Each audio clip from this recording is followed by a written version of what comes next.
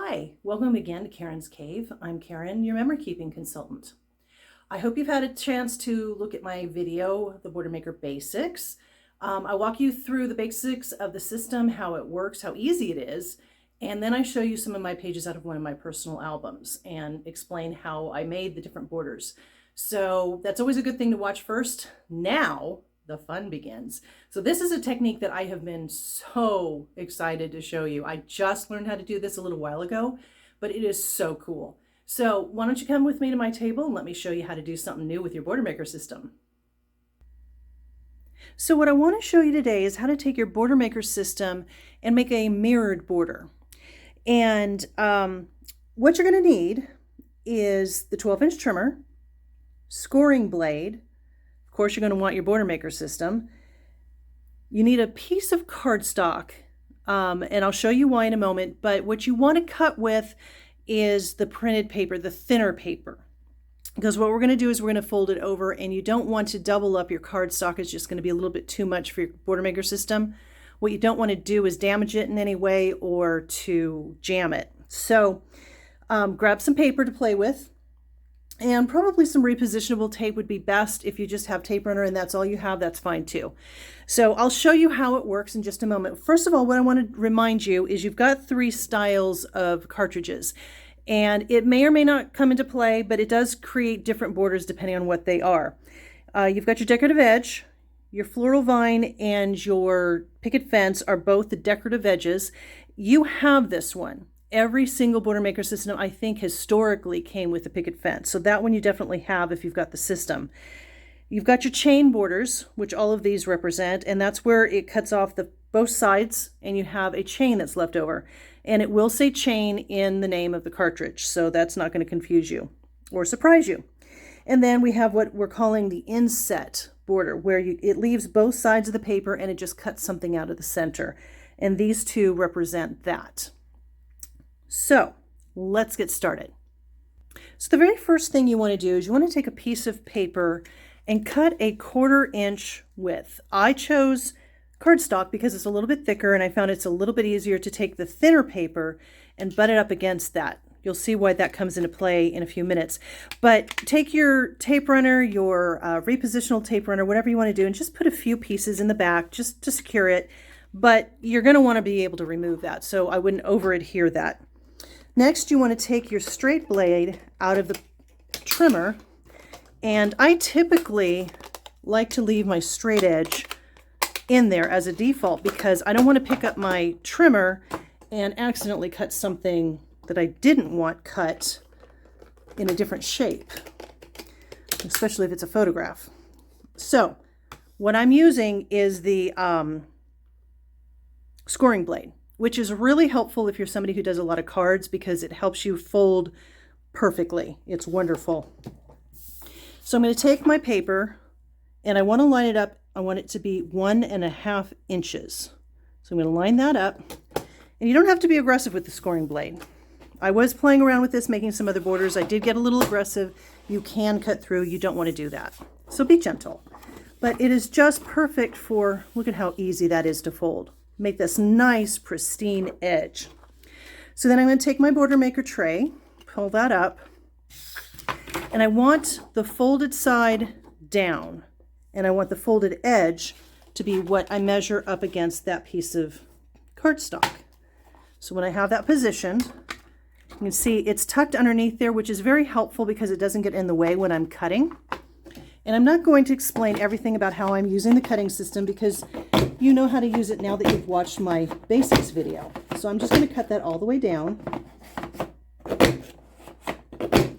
And that is so pretty. That is really one of my favorite cartridges of all time. I know I keep saying that, but I really do love it. Now, do pay attention to what comes off because sometimes you might find some fun little pieces that you can use somewhere else on your page. This didn't come off of this particular one, but I don't know, that one kind of made me think of an amoeba. Maybe you can find something fun to do with these things, but sometimes some fun things drop off. You might want to pay attention to what's there. So let's open this up and see what we got. So not only is it a beautiful border like that, but look at that. Isn't that gorgeous? I love that. Absolutely love that. Here's with a darker piece of paper underneath it. Doesn't that look so elegant? Look at that. Oh, so pretty. And this is a double-sided piece of paper. You go either way, whatever makes you happy, whatever you really like. So remember, everybody gets this one. And this is what it looks like mirrored. Now what I did is I went ahead and took a couple pieces of paper because I've referenced this in the basics video, but I didn't actually show you. So what I did is I took a 1/4 inch piece of paper and I took a 1/2 inch piece of paper and I wove that in there because I was telling you could do that. And it's a double-sided paper, so I just took the one and flipped it over so it's going to match perfectly. But that could be fun. I'm going to pull those out just so you don't have those in the way. And isn't that fun? So that is this one mirrored. So instead of having your zigzaggy edge like here, you've got the little diamonds and lines. I thought that was just really cool. So that is your picket fence.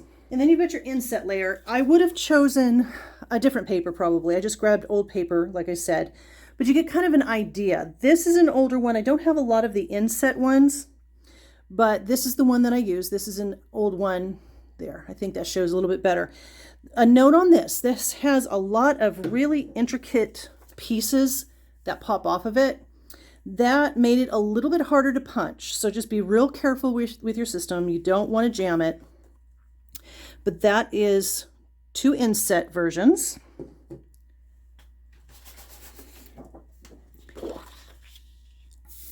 And now, so here's your lamplighter single. And here it is mirrored. Isn't that fun? I think that's pretty. I like that. Of course, it's double-sided, so you just decide which side looks better. And then I just got this one in a couple days ago. This is the double fan chain border. And that is here. So that's what it looks like singular. And the mirrored scallop, that's this one. That I think is one of my second favorites. This, of course, being my first favorite. I love that one. So that is your mirrored chain border maker cartridge. And if you are in the habit of getting the secret box that comes out once a quarter, this was one of the punches that or border maker cartridges that came out last year. And this is the one that had all those fun little, if I can get them up, little bits that came out.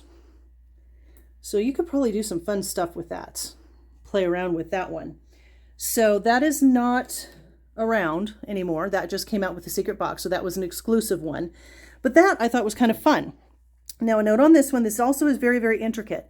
What I found with this one is I punched out the first 2 inches and then I had to hold on to the border while I punched the rest because it wanted to kind of jam in there. So it worked, but it took a little bit more maneuvering. And lastly, this is the jammies. That is an example of one, frankly, I don't like it. It just came out kind of funky. I don't think it looks like jammies in any way, shape, or form. You got some hearts that show through, but otherwise I think it's kind of weird. But you might be able to find something fun to do with it. I know there's a lot of creative people out there who can find some fun things to do. But not every cartridge is going to come out fantastic. Really just grab what you have, play with it, see what you can make with it, and show me. I'd love to see what you guys do. I think this is a whole lot of fun. And just as an aside, my VIP group on Facebook, I did just post a couple days ago some fun ways of using this double fan chain border. So you'll want to check that one out. So thank you for watching. I hope you enjoyed that. And please like, subscribe, help me build this channel. I'd love to be able to do more and teach you more, and it helps when more people can find it. So I really appreciate it. Thank you so much.